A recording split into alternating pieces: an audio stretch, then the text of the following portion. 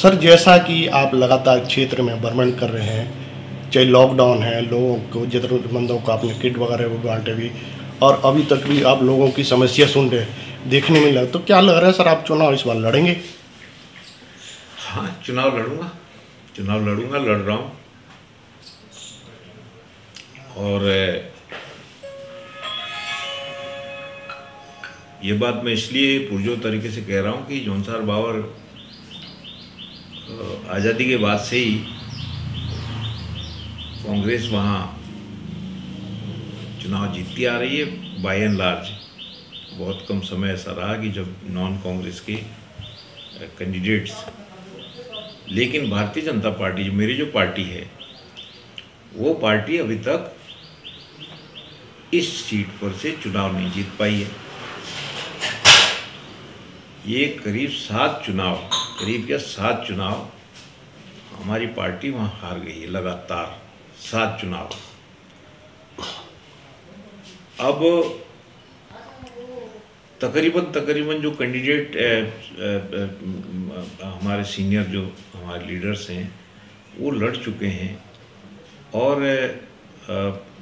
Party ने भी कोई कमी नहीं रखी है उनको चुनाव में वो करने के लिए, चुनाव जिताने के लिए। अब नहीं सफल हुए हैं तो कोई जौनसार बावर कोई प्रयोगशाला थोड़ी है, यहाँ प्रयोग ही करते रहेंगे। तो मुझे पूरा विश्वास है पार्टी मुझे लड़ाएगी। तो किसको लड़ाएगी फिर, तो मेरे को तो इसमें बड़ी आशंका है। फिर यदि इस समय यह है कि चुनाव मुझे अगर पार्टी लड़ाती तो मैं सीट निकाल के ला के अपनी पार्टी की झोली में दूंगा। मैं तैयार हूँ चुनाव लड़ने के लिए। इसी बात पर मैंने ये बात कही है। सर, जैसी चल रही है चर्चाएं लेकर हबीबी की, प्रीतम सिंह का वहाँ गढ़ माना जाता है सर, ऐसे में अगर पार्टी किसी कदावर नेता को उतारती है तो आप क्या कहेंगे सर? देखिए, यदि कोई भी व्यक्ति जनता को अपने जेब का खिलौना समझे, या कोई भी पार्टी के अंदर कोई लीडर ये समझे कि जनता मेरे जेब में है, तो मैं इस बात को सुन तो लूँगा लेकिन मैं इसे स्वीकार नहीं करूँगा। कहीं कोई किसी का गढ़ नहीं है। अगर गढ़ है, यदि कोई भी व्यक्ति अपना गढ़ क्लेम करता है कहीं से, तो ये जो जब से मैंने वहाँ जौनसार बावर में हमने रिलायंस के माध्यम से कुछ थोड़ा सा सेवा योगदान किया है, लोगों तक पहुँचा है, और तो मैंने जो लोग बागों से वहाँ चर्चा की, इस दौरान बात की जौनसार बावर के हर कोने में, तो वहाँ हालात ये है कि कई जगह मैंने प्रयोग के लिए कहा कि जब गांव वालों ने पूछा कि राशन किसको की सूची कैसे बनाएं, तो मैंने ये कहा कि जिनके घर पर घास फूस है उनका नाम पहले लिखो।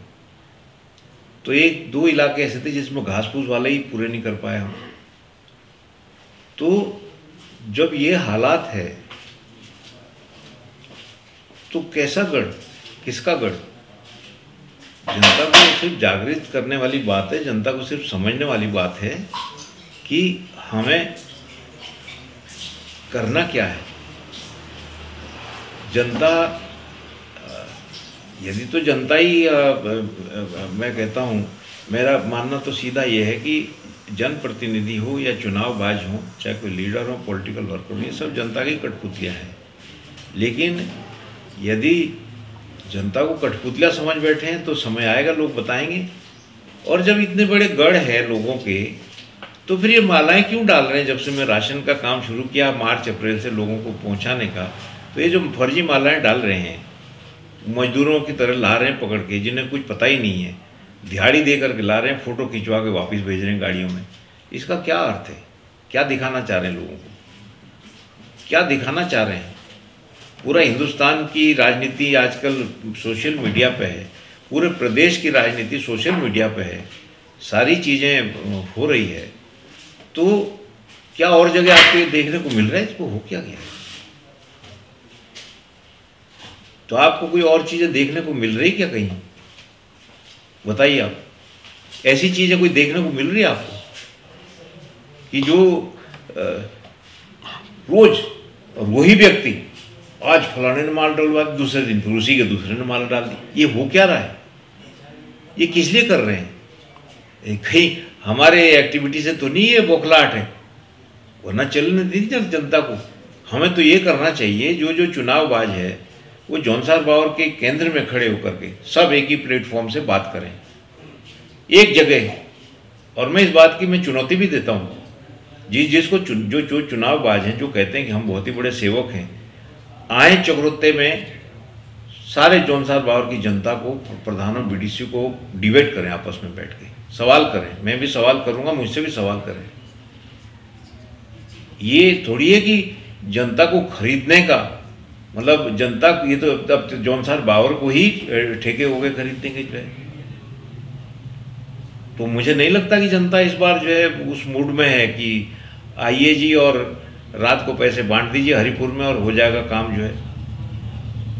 तो जनता फैसला करेगी, मैंने तो ये देखा है। और हम ये सारी चीज़ें देख के जो ये एजेंटगिरी हो रही है, सारे जौनसार बावर को 1 दर्जन एजेंटों के भरोसे छोड़ दिया है। चाहे कोई भी हो, किसी भी समय ऐसा ही रहा है, 20 साल से तो मैं देख रहा हूँ। तो हम आँख मीच के थोड़ी रह सकते। हमने भी यहाँ जन्म लिया है, हमने भी यहाँ इस माटी पे जन्म लिया है। तो जनता आँख मीचेगी तो जनता की आँख खोलेंगे, जनता के बीच में जाएंगे भी। ये सारी चीज़ है। बहुत सारे लोगों को पता, मैं जब यहाँ गांव में गया तो गांव के गरीब हरिजन 6,500 परिवारों के पास, जिनके पास मैं व्यक्तिगत रूप से गया, 4,000 परिवारों में ऐसे लोग थे जिनसे मैंने माताओं बहनों से पूछा जो हमारे जनप्रतिनिधि का किसी का नाम ही नहीं जानते। बस जिला पंचायत सदस्य तक जानते हैं, प्रमुख का नाम नहीं जानते, विधायकों का नाम नहीं जानते, पूर्व विधायकों का नाम नहीं जानते। जिला पंचायत अध्यक्ष मैं भी रहा, दूसरे भी रहे, तो किसी का नाम नहीं जानते। इसका अर्थ समझते हैं आप? इसका सीधा अर्थ यह है कि वहाँ जाते ही नहीं, वहाँ जाते नहीं हैं। बस वो गांव में ही टेंडर हो जाता है, बस उनका, वो हम अपने आप देख